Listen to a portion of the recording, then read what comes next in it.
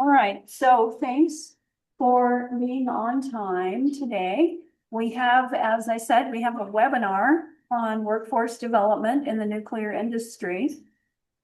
And the reason that we have this webinar as part of our class today is that the American Nuclear Society is an awardee of a grant from the Department of Energy on something called collaboration-based siting of, excuse me, of nuclear waste. And that's about education and outreach to communities. And they have partnered with several universities across the country.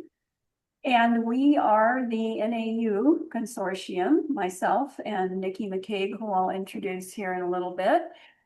And so we've been working with ANS and South Carolina University Research and Education Foundation, who we affectionately call SURF, on this project. And it dovetails with topics that we're engaging in the classroom about nuclear waste and nuclear energy. And so this seemed like a good fit to just bring it into the classroom. I am not going to be facilitating the webinar. Niki McCabe, who is our amazing intern for this project, is going to facilitate the webinar, and she'll explain how that's going to work and introduce our two guests. So, all yours. Hi everyone, my name is Niki. Like she said, I am a senior here at Northern Arizona University. I am majoring in applied Indigenous studies. So I'm gonna go ahead and introduce our panelists for today. So our first one, so how it's gonna go is I'm gonna introduce them, read a little bit about them. They're gonna introduce themselves as well, and then we'll go from there. So the first one, his name is Ian Horvath. Ian Horvath is the CEO and founder of Serva Energy, a nuclear innovation company based in Tempe, Arizona, intensely focused on the development of smart and safe next-generation nuclear materials for healthcare and clean energy solutions. A specialist in next-generation accident-tolerant fuels, Horvath leaves Serva Energy with an eye toward transitional technologies that lead to improve nuclear safety, efficiency, and environmental sustainability under the urgent timeline of climate change. Applying service technology, Horvath is pioneering a new reactor-based method to produce actinium-225, an ultra-rare and effective medical isotope needed for cancer treatments and research, plus other rare and medically valuable isotopes rooted in a resource-driven philosophy that centers on maximizing the tools and technologies currently available with as little harm to the environment as possible. Horvath believes nuclear innovation can provide powerful materials in the fight against cancer, help solve the climate crisis by dramatically reducing our dependence on fossil fuels, and make power generation safer and more efficient. Goodness, I said it any better myself. Nicely done. Mr. Horvath. And then our next panelist is Mr. Richard Arnold. Richard Arnold is Southern Paiute from Horvath, Nevada, and serves as a spokesperson for the Consolidated group of tribes and organizations. CGTO is composed of 16 tribes from Nevada, California, Utah, and Arizona that focus on expanding government-to-government interactions. In his role, Arnold focuses on developing national policy and implementing progressive approaches for building capacity and increasing interactions among federal, tribal, state governments, and local municipalities. Arnold is a member of the Department of Energy Chartered Nuclear Energy Tribal Working Group, State Tribal Government Working Group, and co-chairman of the Tribal Radioactive Materials Transportation Committee, which works closely with the department's National Transportation Stakeholders Forum. He also served as former chairman of the State of Nevada's Indian Commission. Arnold has received numerous awards and citations throughout his career and has served as a delegate to the White House conference, on Indian education. He has co-authored numerous reports and journal articles pertaining to American Indian topics, focusing on understanding complex situation. Arnold has also serves on several technical working groups where the facilities discussions and evaluates research development and implementation strategies. Sorry, that was a lot. Okay, so Ian, do you want to introduce yourself? Yeah, sure. So I'm Ian Horvath, the You are CEO. muted. Do you want to turn on your mic? I My, can hear you. can you hear me now? I can hear No, you. you're muted. Yes, Yeah? we can hear you online. It may be You're not something. muted, Ian, we are, hang on, there we go. The volume's on.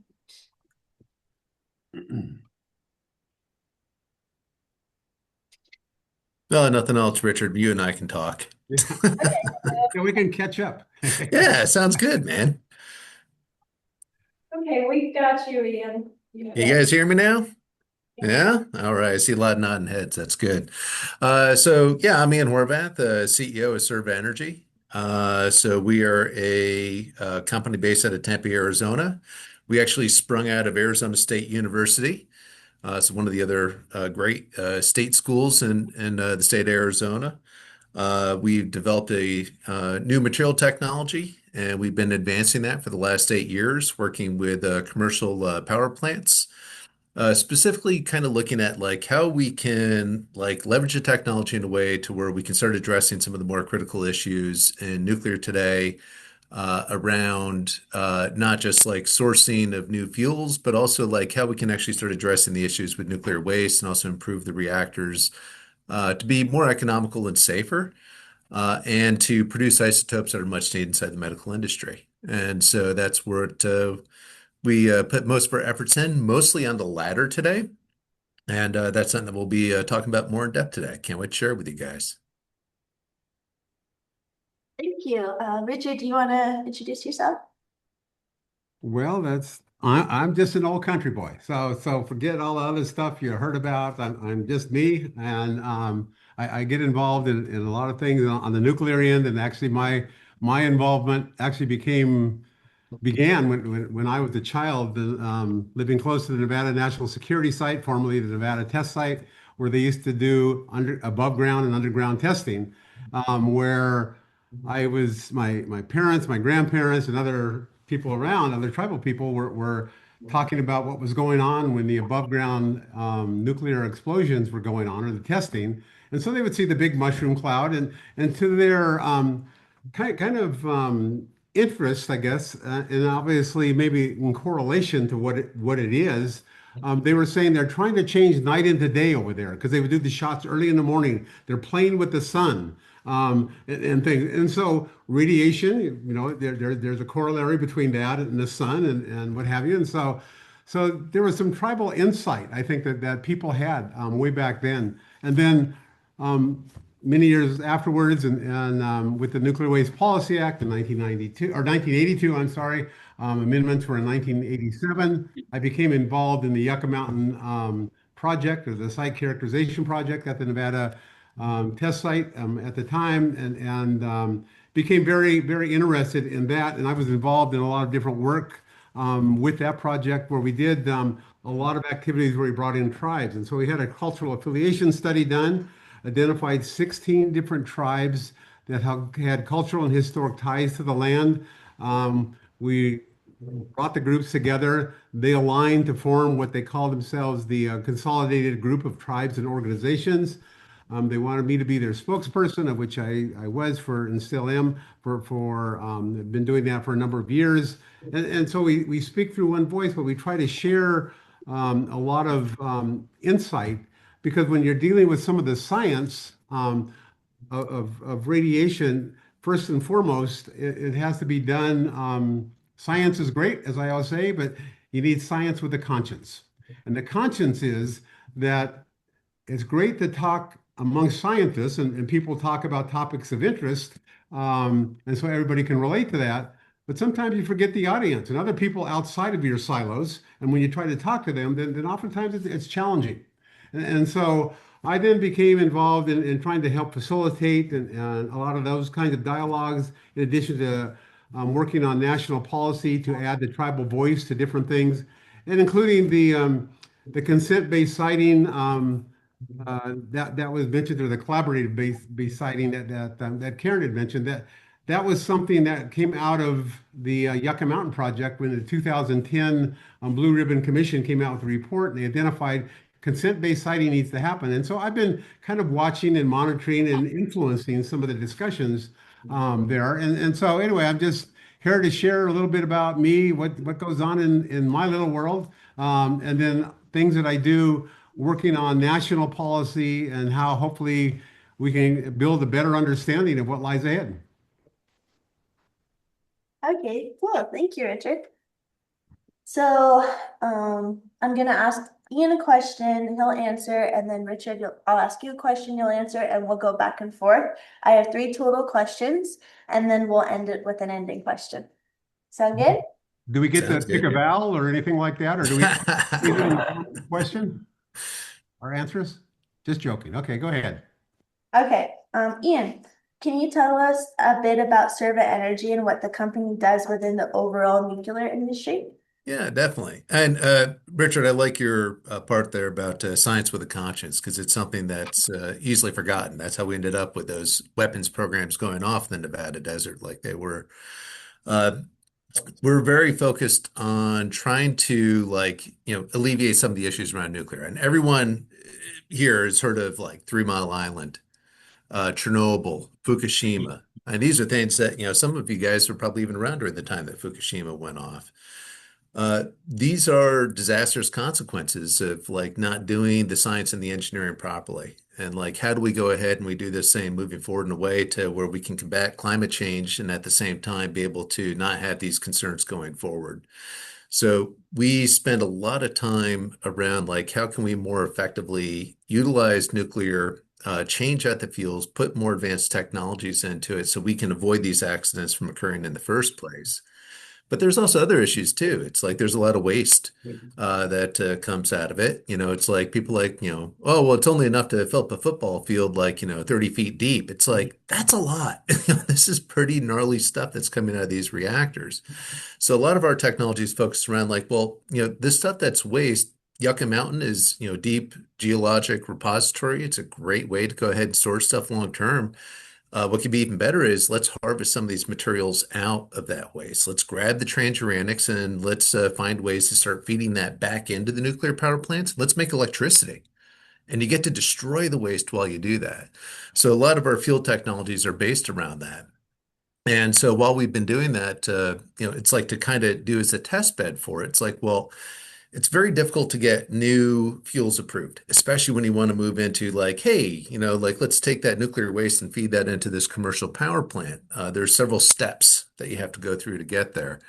And so we have focused the last several years around isotopes for medical use, and how can we utilize this waste and take this stuff that's like, has this bad legacy and turn it into something that's actually a tool to like help out cancer patients using the same technology that we use on the fuel side, but actually using this in this new transformative way to destroy waste and make something that's actually good for society in the process. And so that's most of what our company is focused on right now is the isotopes. And in the future, to expand on that, bring that into the fuel side. So that way we can actually start permanently destroying the waste. Because once you take something that's waste and you destroy it, it's gone forever. It doesn't come back. And that's a wonderful thing to be able to go ahead and take something that would normally be around for hundreds of thousands of years. And now, like by utilizing this inside of a nuclear reactor to have a net benefit, you're now creating something that actually adds value and you destroy that waste in the process.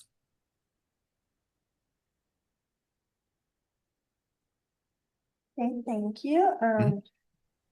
Richard, can you tell us about your involvement in the nuclear industry and from your perspective, where do you see growth in workforce development in the nuclear industry?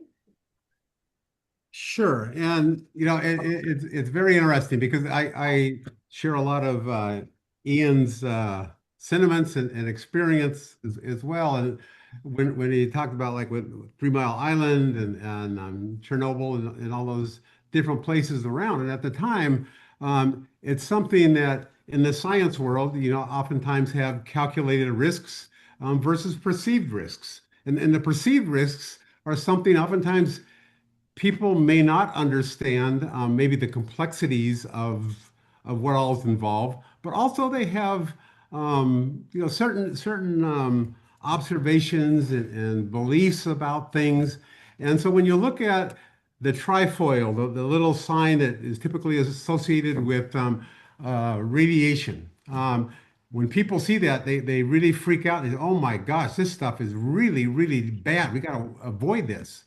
And so I was brought in early on with the Yucca Mountain Project, and I'm not a rad scientist, but I had to come in and try to explain radiation to tribal people that were Southern Paiute in my language.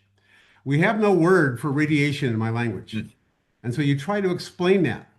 And I was having the most difficult time trying to explain what radiation was to people. And I'm just getting all these glazed looks, as probably it is in the class, although I can't see it. But anyway, just people looking at it and not understanding until an elder in his 80s, he stands up and he says, "I know what you're talking about." I said, "Oh, please tell me. We need help." So he said, "You're talking about an angry rock." I said, "Interesting." He says, "How so?" And so this is in my language. And so he's explaining all this. And so he said, it's something, that radiation, it can come from a rock. And he said, but it can become angry if it's not treated right, if it's not respected. It can react and be unsafe, can act unwieldy. And I mean, there were a lot of parallels to what people that work in the field would say about, there's some attributes that are similar to what you do with radiation. And so then tribal people kind of dubbed the name the Angry Rock. And so I can't even remember when, I think it was back in 2010, I think it was, or 7, I can't remember now. I co-authored an article called Confronting the Angry Rock.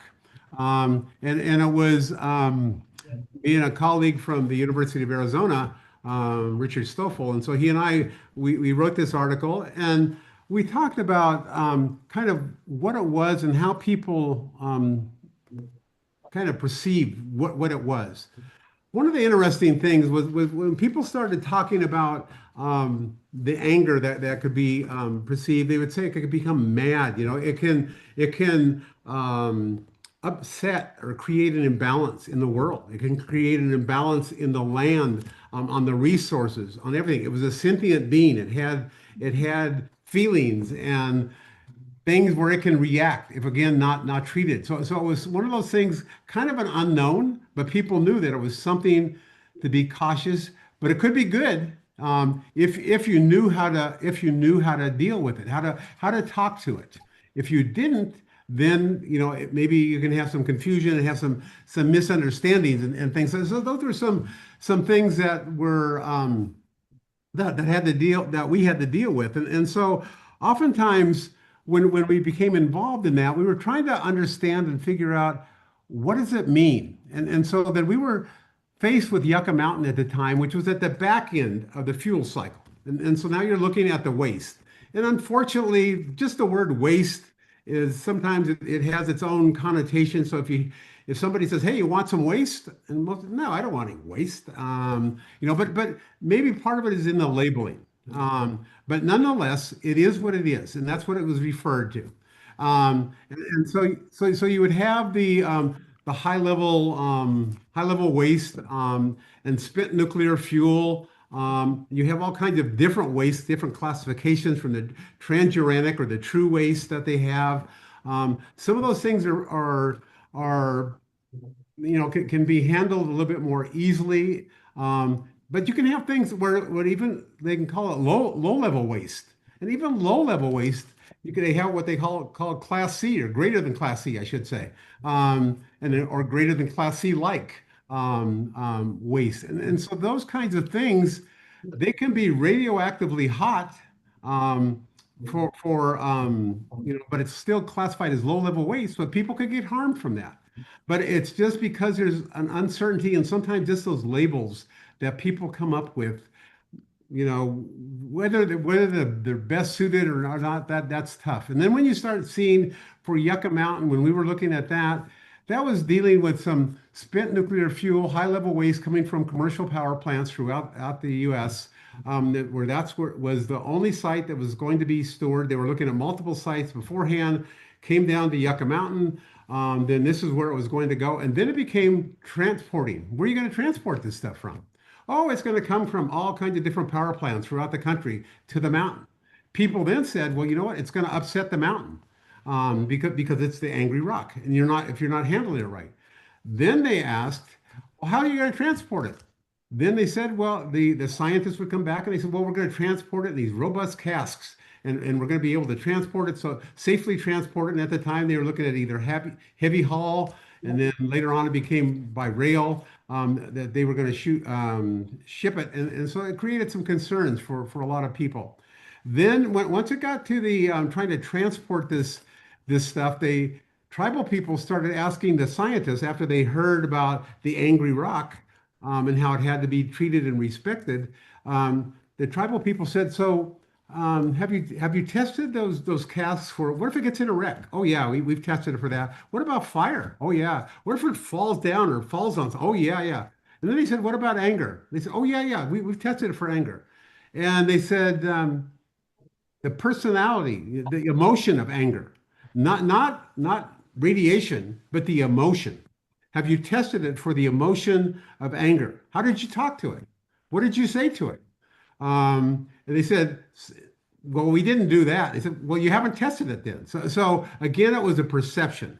And so all of this, and I think one of the underlying themes you're going to hear not only from me, but from Ian and probably everybody else in just understanding this is the importance of communication and the importance of sharing and helping to remember the audience that we're speaking to and trying to get people to understand something. So it doesn't do us any good if we're all talking all different languages and then we come back. So, well, what do y'all think? It's like, well, we heard a lot of different sounds and things, but we didn't come to a consensus because we don't understand.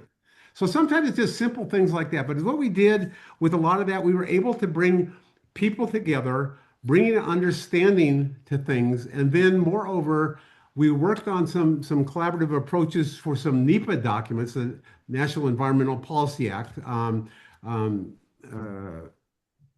things that we had to do through an environmental impact statement, and there was a site-wide environmental impact statement where tribal people wrote text into the EIS, tribal text in there. It was italicized.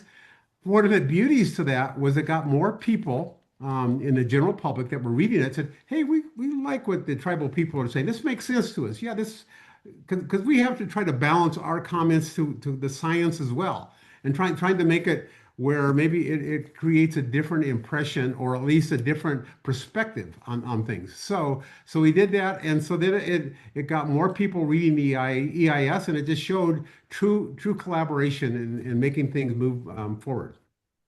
Anyway, I'm an old country boy, and I could give me a mic, and I'll go on forever. But that's the end of my story.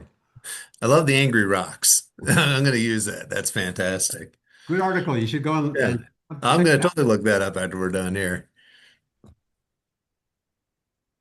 How do you say that in the Paiute language, angry rocks? We say that. Moresa tumbaya, marumta tumbaya. What's that? Yeah. So our language is not written. Our language is only oral. And so there's no correct way of spelling it because everybody spells it phonetically. And sometimes they get the accents right, sometimes they don't. And it's like, okay, well, it is what it is. Yeah, I love it. It's great. Ian, your company's work in producing correct me if I'm wrong, a Actinium 225. Yeah, it's called actinium 225. It has huge potential for cancer treatment and research. How do you see nuclear medicine advancing in the next decade, and what kind of skilled workforce will that growth require? Also, if you could explain what Actinium-225 is? Can you talk about the range of different professions that you see growing in the nuclear industry and the types of degrees needed that students need to pursue for those professions? Sure. So who in the room knows what actinium-225 is or ever even heard of it? I'd imagine pretty much nobody, right? So it's an isotope.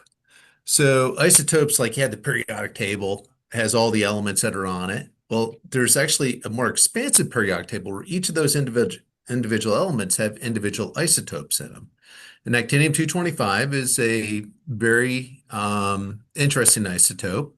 It emits a kind of radiation that's different than other isotopes. So, like you have three primary types of radiation. You have gamma, which is just like the lights that are above your head. Those are photons that are coming out. That's light.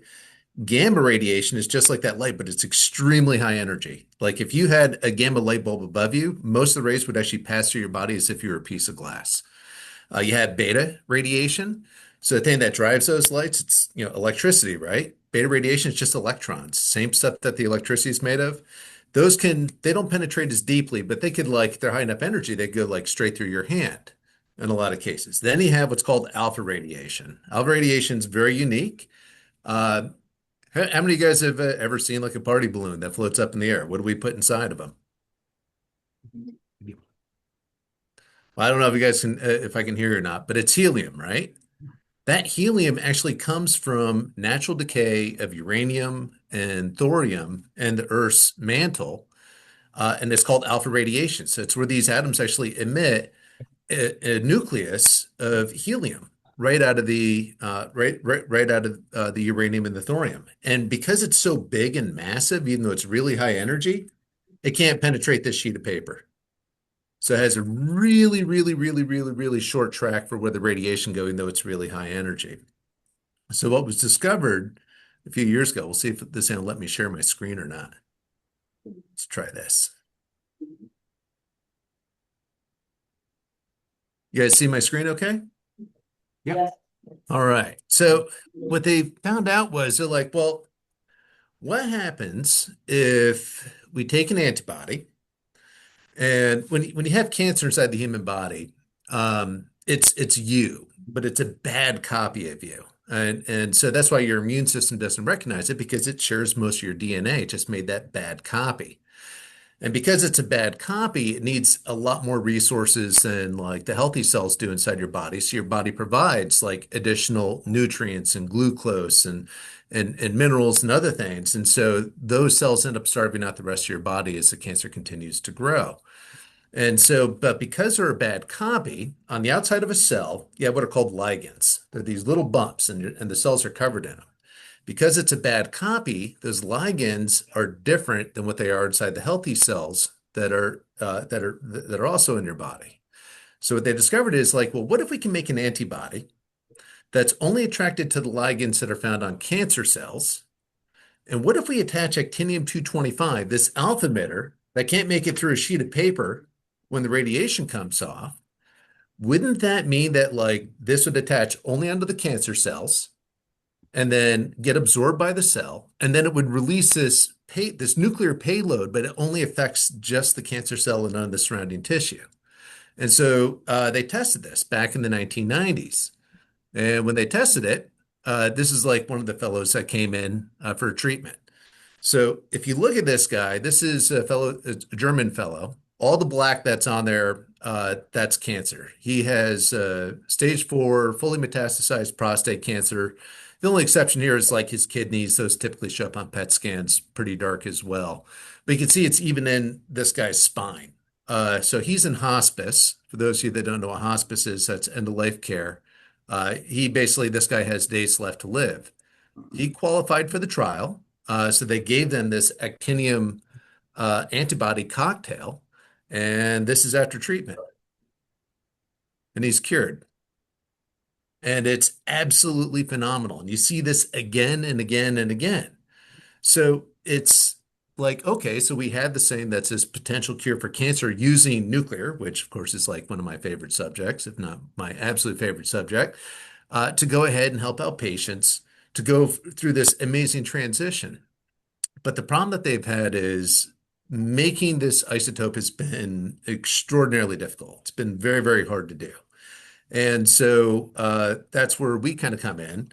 We took a look at it to see if we could leverage the technology that we use on the fuel side. Can we use that to produce this isotope through a new pathway?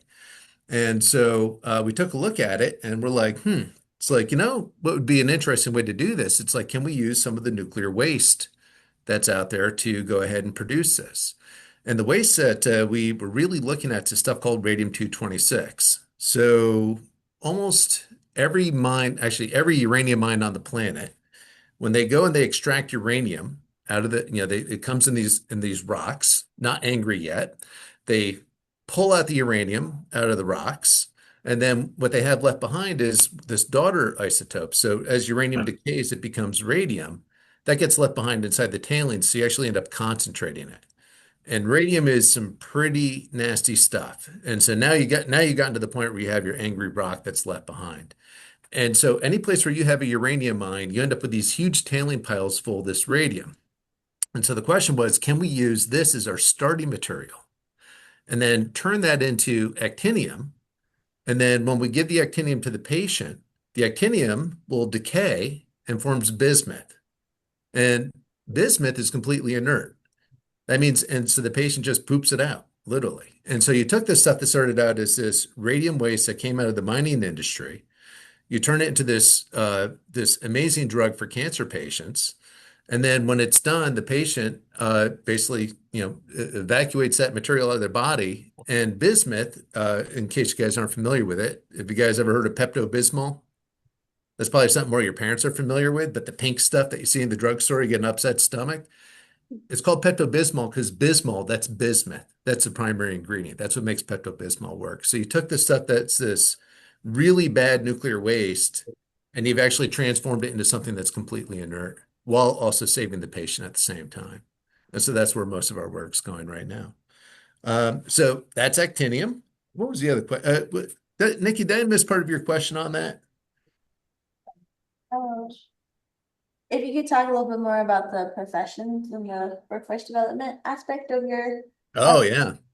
We need people, guys. The industry is so short on engineers, on radiochemists. We are in desperate need of getting young people to go into these professions to get these degrees.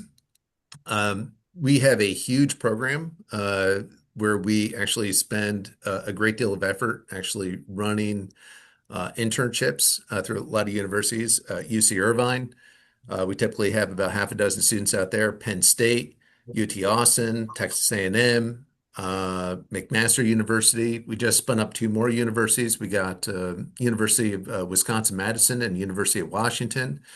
And these internships, what we want to do is, get young students like yourselves into these science-based programs because we need you in industry.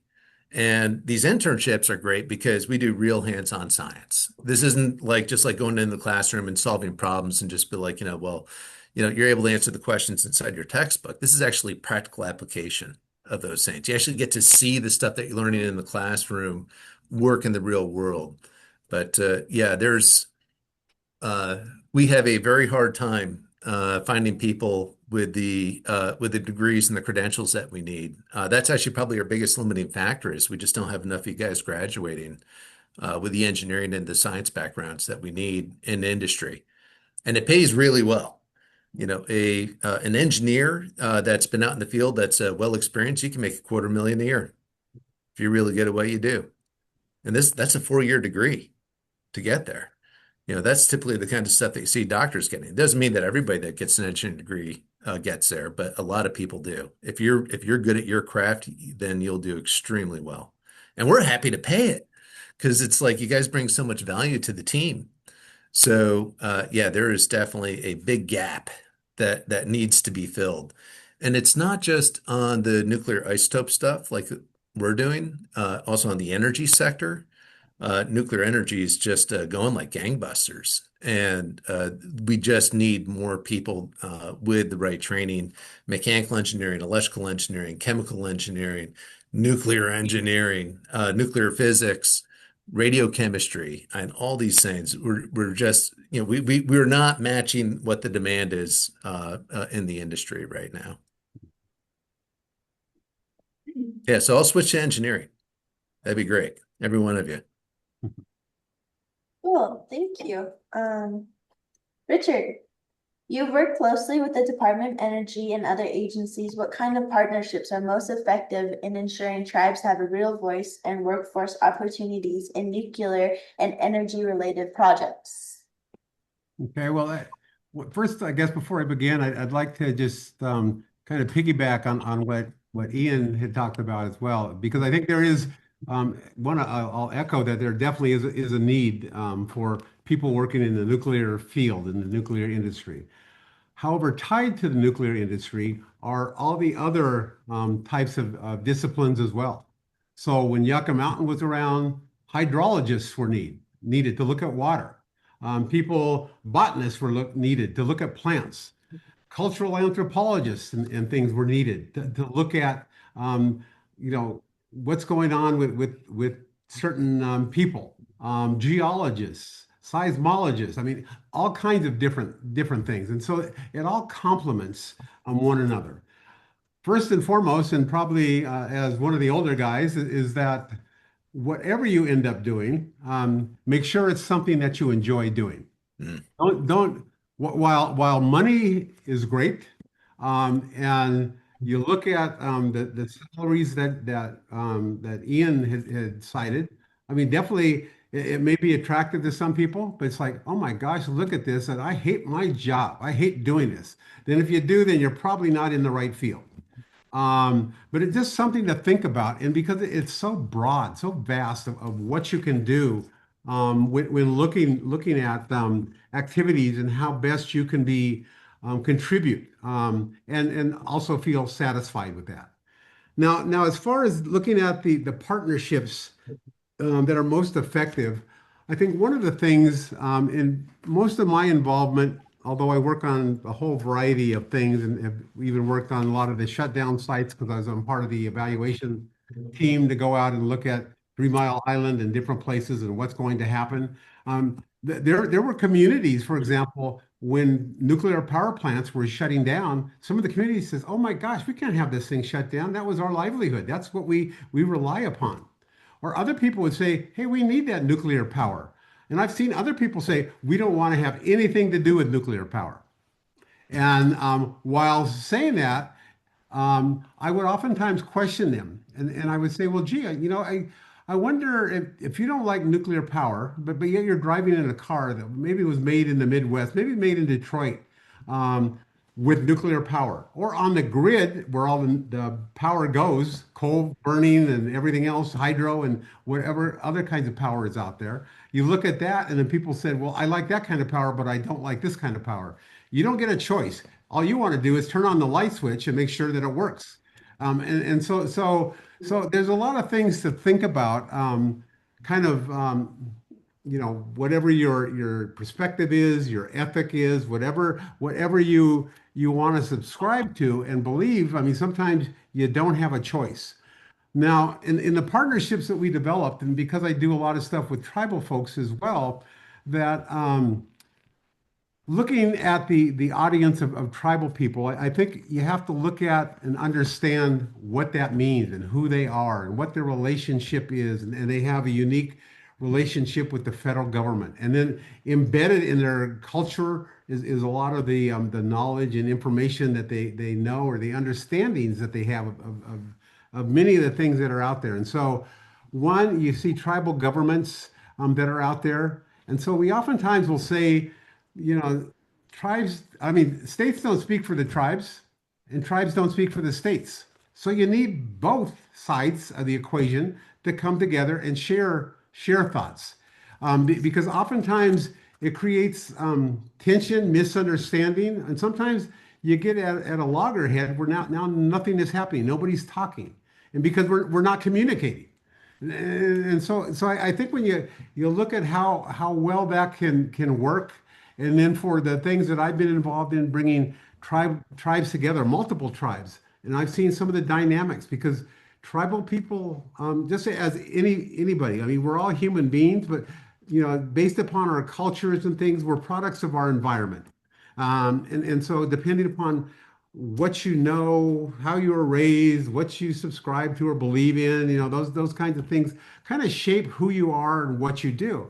And so many times we could be in meetings and there could be a tribe saying, if that tribe's going to be in there, I'm not coming into that room. We're not going to be in the same room. We'll talk when they're not here.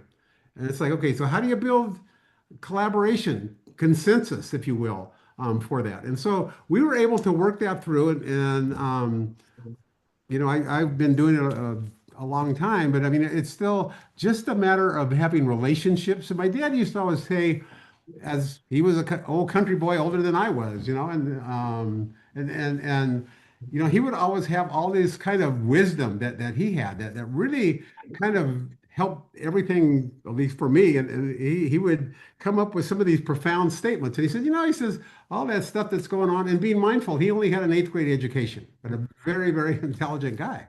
And he said, all those things that are going on, those complex decisions, it's only 4 things they have to consider. And I said, really?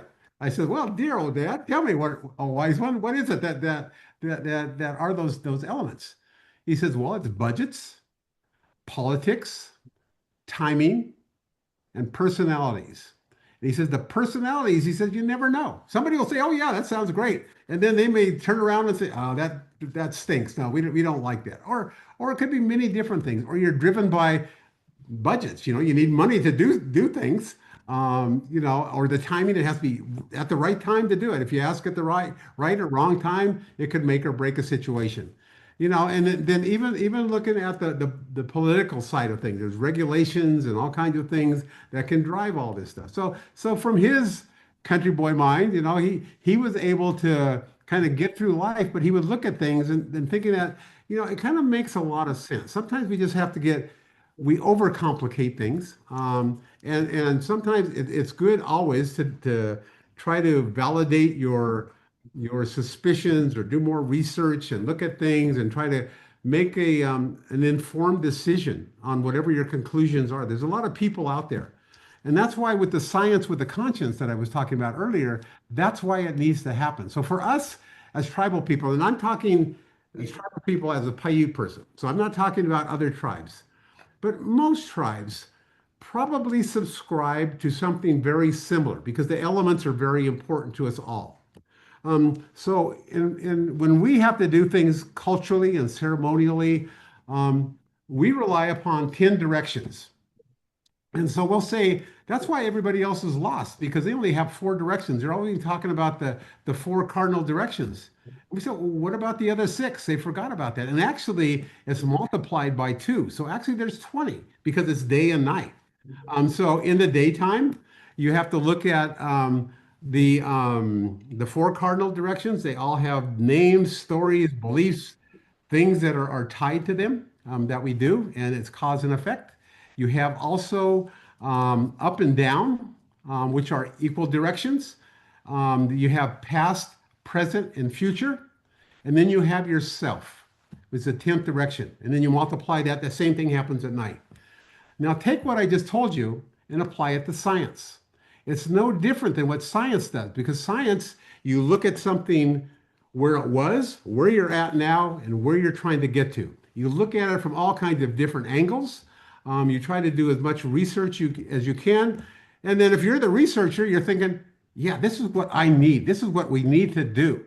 And then from there, it's like, we're all singing the same song, and it just sometimes we talk differently because we're miscommunicating or we're talking past one another. So we, again, having to understand the audience and kind of what we all do. But I think in some of the most effective ones that we've been able to accomplish, we're getting people to get on board with taking the time to listen. Because oftentimes in my language, when I was growing up, I used to always hear, and I remember the very first time when I heard English in my life, and I was shocked because I went running home because I thought the whole world spoke Paiute. And I went running home to my mom and I said, Mom, these 2 old guys are out there and they're talking And they're making these noises and they go back and forth because all I heard was just Paiute. That was all I grew up with hearing. And so I tried to tell her, she said, oh, no, that's how they talk. I said, no, they're not talking Paiute. She said, no, they don't talk Paiute. And I said, I thought everybody talked. And then she educated me because I was real small and said, no, people talk differently. But it was an interesting perception, just to see how people think about things and what it really means for all of us. And so when we had to add the tribal voice to things that we do and making sure that it's going to be effective, we oftentimes found just because of not having that understanding, we would find tribes were often overlooked because there's regulations that require us from even in the radio in the radiation world, the nuclear field. So you have the Nuclear Regulatory Commission, but a lot of times you need to. If we look at it siloed, we only know what we're interested in. But with the Nuclear Regulatory Commission, for example, they have a tribal policy statement, they have a protocol manual, and how to interact with tribes. And they encourage, and they want to try to get tribes to become more involved in the areas that are under their jurisdiction. So that's one. Department of Energy, dealing in the radioactive field, the nuclear field. They have an order, a DOE order, Secretarial Order 144.1, that is the American Indian Tribal Government Interactions. And that was it was just updated in 2024. So that's just one.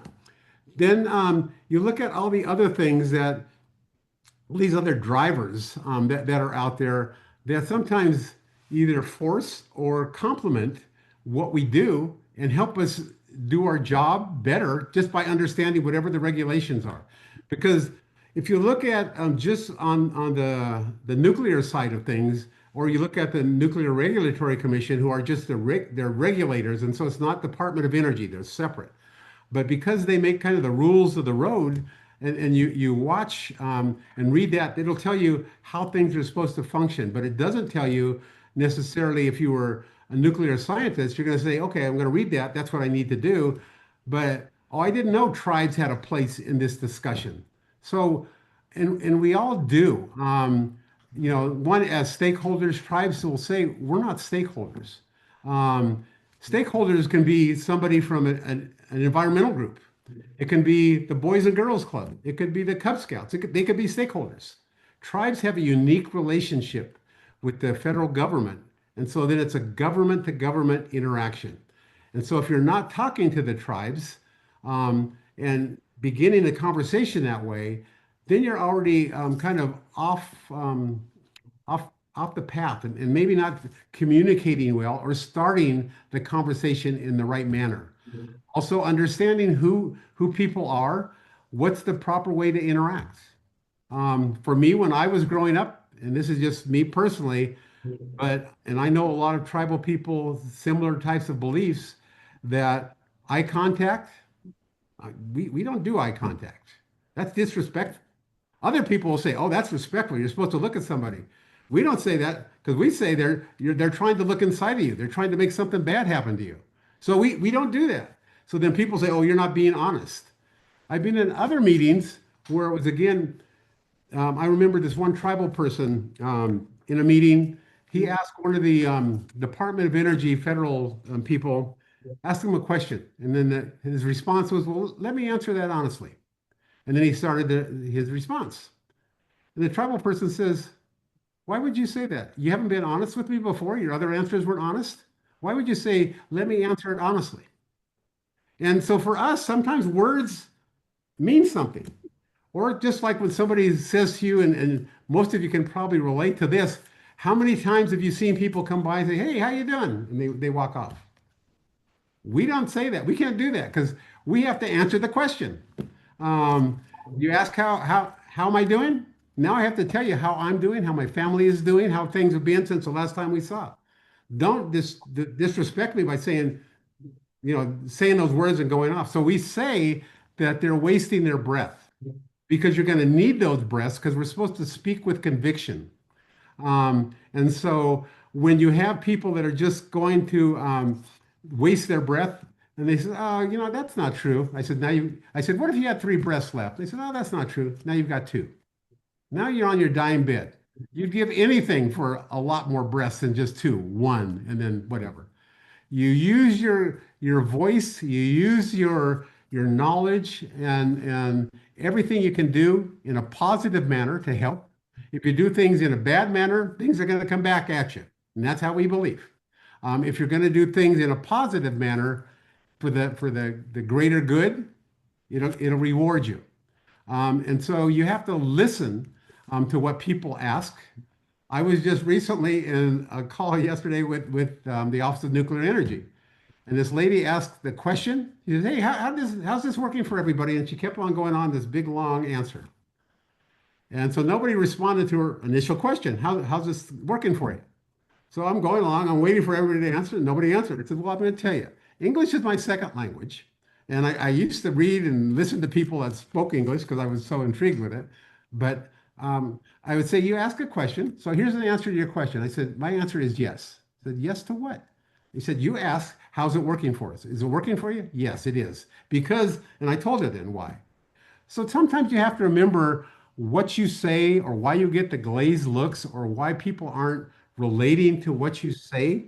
And so we have to try to bring people together. And oftentimes, like virtual meetings, at least with Zoom, it's better.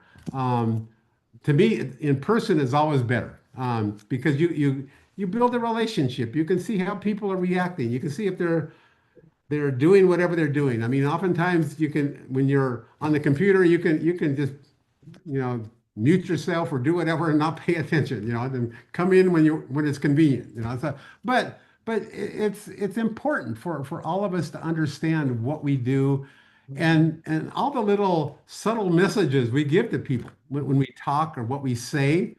And so you have to choose your words carefully but correctly and use the right words that are going to mean something to somebody. And then the other part is with the opportunities there for people to get engaged. Again, as my dad used to say, and this will be something you can all take home and you can use it for the rest of your life. And that is, if you don't ask, you don't get. And so sometimes you have to ask questions. Sometimes you have to say, hey, I need this. Nobody's going to read your mind and say this unless it was some medical emergency and they said, okay, we see you're bleeding, you need some help. But if it was something where you needed something or you had a question, just like as in class, if you had a question, ask the question. Maybe it's a complicated or a complex or a evocative question that somebody's going to, I never thought of it that way. Yeah, okay, then. And then the more you engage, the more you give, the more you're going to take away from it. And that's going to be part of your learning experience.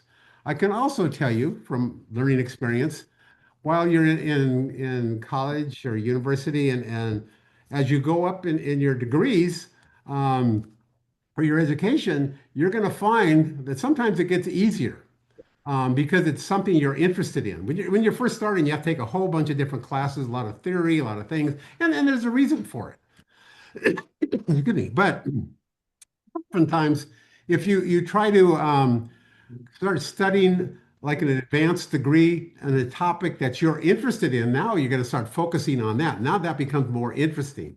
And then you're not so worried. I remember some professors in my grad school that would say, we don't want you to worry about grades. Forget about the grades. You'll get your A. We want you to learn. And we would get into all these kind of discussions about all kinds of things. And it was interesting, but we didn't focus on the grades. But I mean, we all had to learn. And it made you really pay attention to stuff, because if you didn't, then you were going to walk away and probably either it'll be reflected in your grades or other things would happen. But you will find, I think, in your educational experience, the more you get involved and don't be shy. I can tell you when I was younger, up until most of my adult life, when I was in grad school and even undergrad, I was an introverted person. I was an introvert, and I would never speak because we were taught we go to school, you go to school to learn. you don't talk. You're there to listen. And so I would listen, and people say, well, what do you think? I don't know. Or then another time I remember having to do an exercise, but everything is always for a purpose. One time I had to come into a class and they had asked, we want you to go, everybody sit in a circle. Now we want you to say something pick somebody out in the room, say something positive about that person. And then you say whatever you say. Say, oh, nice shirt or whatever it is. Then they told us, now we want you to say something negative. And I says, for what?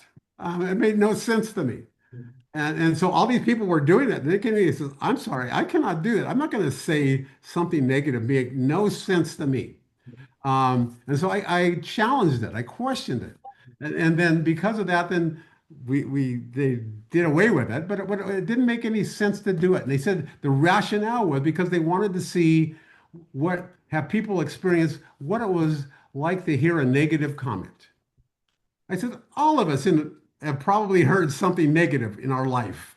And I was more, sometimes I'd get real theoretical, but again, I'm an old country boy, and that's how I am, and that's how I'm grounded. But sometimes when you think about these things, you have to ask questions, and that's what I would really encourage all of you to do throughout your educational career and throughout life. That's wonderful, Richard. And that's I think a great segue into our next question. And then we're going to save just a little bit of time for question and answer. So I'm going to go back to Niki and really appreciate the depth that you went into in that particular question. I think that's often an area that's overlooked is how people can best engage with Indigenous peoples and Indigenous nations. So we really appreciate that. Ian, what steps can industry leaders take to make careers in nuclear and advanced energy more accessible to underrepresented communities, including Indigenous and rural communities? Well, outreach. That's number one, right? And like what we're doing right here today. There's too many people in industry that seem to sit on the sidelines waiting for the people to figure it out on their own and to go ahead and move forward. I think that it's really critical to take a much more active role. And I think it's something that's actually a responsibility of industry to move forward, especially if we want to be able to get the highly trained people that we need going forward. And a diverse workforce is fabulous. The more diverse, the better. It's like one of the things that, we do well in America most of the time is that this is the cultural melting pot. I love a lot of the stuff that Richard was saying about listening, and hearing, from all sides, like expanding on it's not just, you do so much better.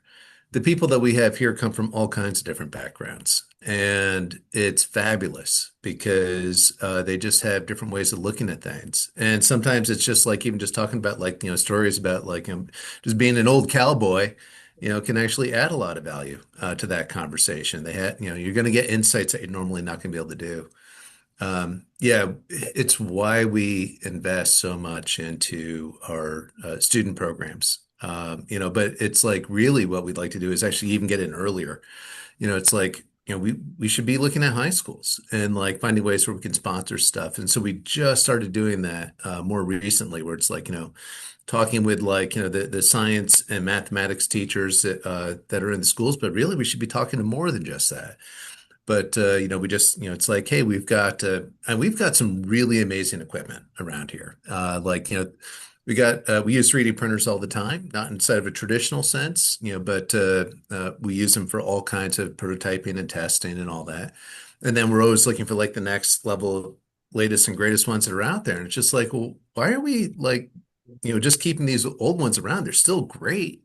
Let's donate these to the local high schools. Let's have it so that way they have an opportunity to go ahead and be able to use these and be able to learn and get them interested in these kind of things. Is there a program, is there an outreach that we could do on the high school level to where we can also get kids that might not necessarily consider going into college to actually start looking at that a lot more so hey, man, this is something I should be doing too. I was a non-traditional student. When I started out, I worked as a mechanic, and I did that out of high school. And I loved it, and it was a wonderful job. And I did that for a very long time. I didn't go to college until I was in my early 30s, and it was the best decision I ever made in my life. Having that earlier experience, I wouldn't change it. I wouldn't have gone in earlier. But it was, and I was inspired by a book that I had checked out at the local library, written by a guy named Professor Lee Smolin. It's called The Trouble with Physics, if anybody's interested. It's a fabulous book. It's absolutely wonderful. But that was my inspiration, not just to go back to college, but also to go into the fields of science. And so I went for mechanical engineering, and now I work as a nuclear physicist, which it's like is a crazy thing for the people I used to work with when I was younger. And but connecting with people to get them interested into the thing, it's like Richard was saying, it's like you want to have stuff that you're passionate about. And he's absolutely right. You're much better off making $50,000 a year doing something that you absolutely love than making $250,000 a year doing something that you hate.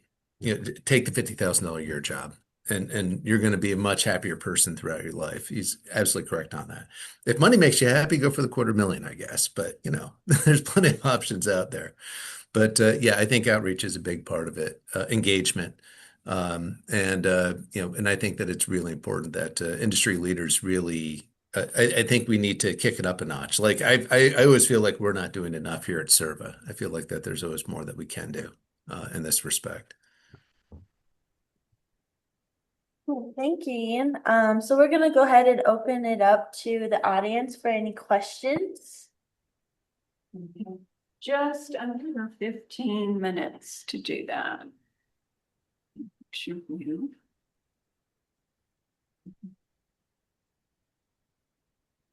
Lainey. I guess a question for you, Ian. I know that climate change increases the likelihood of like extreme weather events. So how do you see that, I don't know, instilling like fear in individuals, and how do you deal with that just for like the integrity of your machines and the industry of nuclear? Yeah, and that's a big one, right? It's like, and you guys are the ones, you're the younger generation. So this is something that you're going to have to really help overcome going into the future. And it's based on, legacy stuff that's happened in the past. I see this is something that absolutely has to be addressed.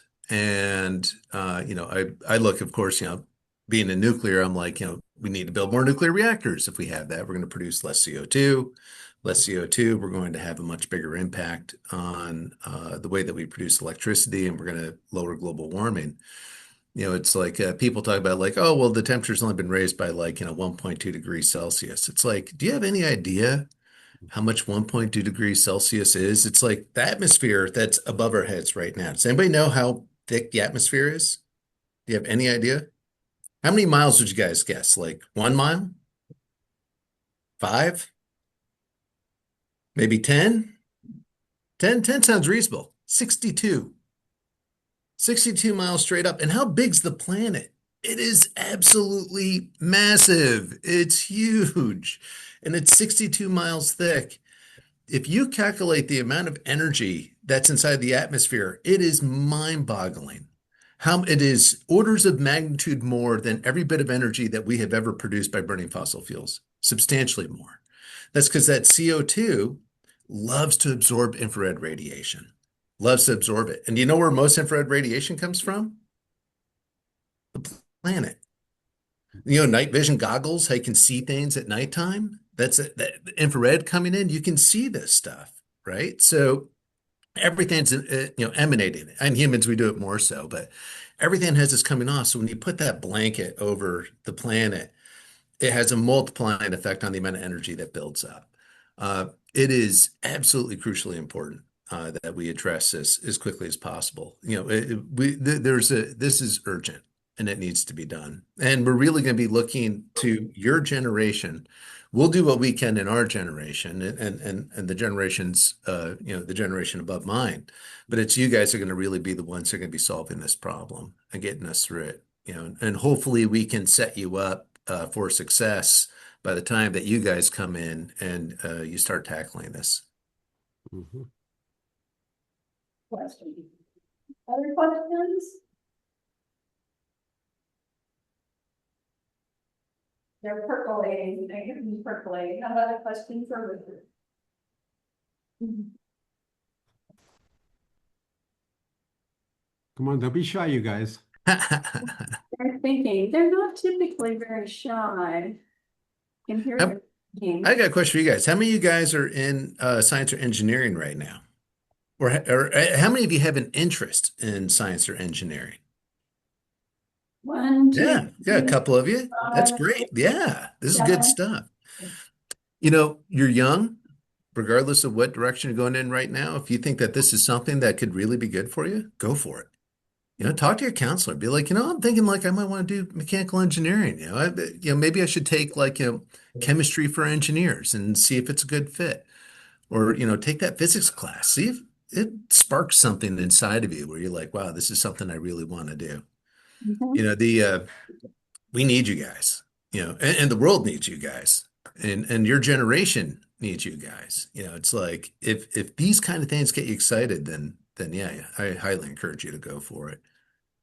Well, one of the things too that I found that was very helpful is when you start talking to people that are in the field, in the industry, that they too can share kind of what they had to experience, what they had to learn, what they had to do to get to where they are. But also, like I said initially, I mean, there's all kinds of side like it's a spider web where all kinds of different things. Maybe you don't want to do this, but you want to do that, and so there's a science and there's a topic and there's a job. Almost anything. I mean, sometimes you think, God, people get paid for doing this. I remember when I had to go to Lawrence Livermore lab and talking to some of the scientists there. And these were tribal scientists, and they were saying, "I can't believe I get paid to do this. This is Yeah. great," and they were working on fusion technology and things and trying to work with some lasers and do some really phenomenal stuff. And it was just really invigorating to see and hear and feel their passion that they had. And, for people, and if you think about this, like I'm sure everybody, even when you go to class, that sometimes maybe you love your class, maybe sometimes, oh, I don't feel like going to class or whatever else. And then, but you go and then you're glad that you do. And then the more you go through it and you get through it, then it helps you out later on. So when I first started going to college and universities and stuff, that I started out and I was fortunate because I went from high school, went straight through. And so for me, I was done with my graduate work. I think I was 23 or 24. I can't remember. And so everything was done. And now I was glad I did it because heck, that's behind me. Now I can go and do what I want to do. But another people say, oh, come out and have fun with this. Let's go do whatever. I said, no, I was really focused. And so that's one of the things that we all need to do. We need to stay focused, but we also need to enjoy life. Don't make it such a sacrifice. I wish I would have done those things. Now I can't do it or whatever. You can balance. It's having a balanced life. And so for us, from a tribal point of view, it's sometimes when we talk about the land and climate change and things being out of balance, when the world is out of balance, so are we. And so that means something has to give or something has to change somehow. And maybe we can contribute to that. All those simple little fundamental questions. I wonder if we could do it this way. What happens if you do it that way? I mean, that's what research and science is all about. Because as I said earlier with the science with a conscience, if you don't do science with a conscience, then it will just either die or it won't.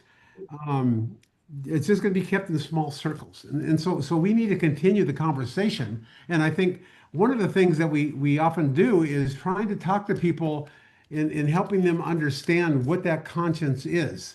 Because, we all talk about stuff because we're passionate about it.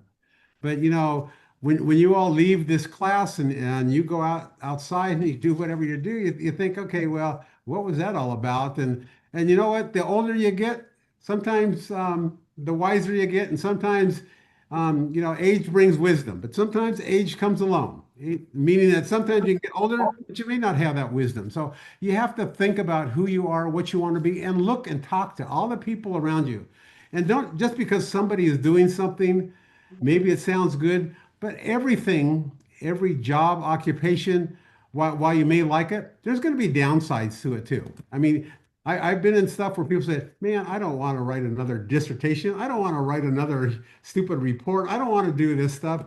I don't want to file, but you have to do stuff. But there are other parts of it that's what outbalance or adds the balance, and then you start enjoying what you do. Thank you, Richard. Do we have any more questions? Last minute questions?